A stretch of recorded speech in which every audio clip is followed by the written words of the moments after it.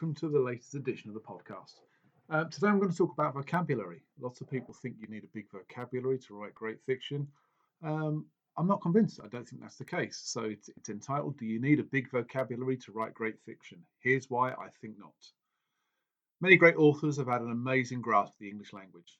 Many others still can engage you with prose that sparkles and keeps you reading on and on. Some authors coin words or phrases of their own that enter the language and make it even more interesting. The likes of Lewis Carroll and William Shakespeare come to mind when you think about innovators that have enriched the way we speak, the way we listen, and the way we read. Others don't use a vast range of words or have a really deep vocabulary, but they're still engaging and interesting to read. Authors to me, such as Stephen King and Ernest Hemingway, don't throw words at you that have you reaching for the dictionary. They just have a great story and tell it really well. As I speak to people about their writing and how they can make it more interesting, more engaging and different to the writing of others, I'm often told that a wider vocabulary will help.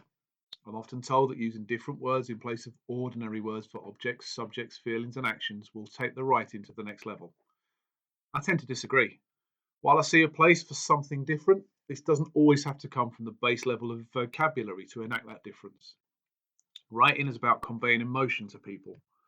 When it's done well, this can make links to their own life or evoke back to a time or place that others know and recognise. People will feel what you want them to feel if you use the right metaphors, the right positioning, and talk about the right things.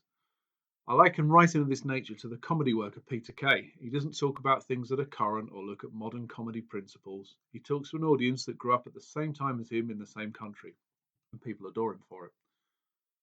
Your writing can be the same. Far too many authors don't think about their audience before they set out to write. You need to break away from this way of working and decide who will read your book before you set it out.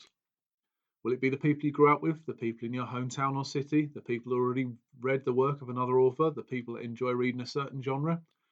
This level of introspection of your work before it's even written gives you a better idea of what type of vocabulary you will need.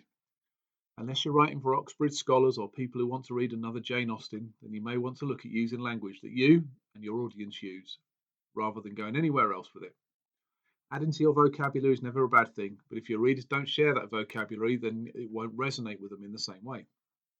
My first novel, David's Goliath by Stephen Thompson, is available now, and I thought long and hard about the potential audience and the language I would use. I want this to appeal to the readers of Philip Roth in particular, and those that reached their coming of age in the 1990s. Here's a short excerpt. Who was this person? How dare they have the same thoughts as me? I have a monopoly on the way that I feel. It's been that way all my life. I was a trendsetter in school. No sooner as I'd walked into school with a new pair of trainers that nobody else had seen than I was copied at all ends of the playground. In my work life, when I was employed by someone else, I was the one that came up with the ideas. I was the one that brought in new processes that gave me and my team the advantage over others. When I was asked to share my success, it was always labelled as sharing best practice, but the best practice was, for me, was to keep it all to myself and ignore the efforts of everyone else. I'm now even experiencing it with my own emotions, the things that are precious to me. This writer needs to be given a piece of my mind. In fact, this writer already has a piece of my mind, and it's down there on the page. I'd love to be happy about the fact that we are feeling the same, and in some ways I do. But at this moment in time, I'm filled with rage. Another part of the unique being that I thought I was when I was a child has been eroded away.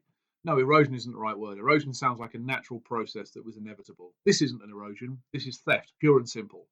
I don't believe that anybody feels that way. Anybody feels the way I do. I won't accept that these are the emotions of anyone else but me. As you can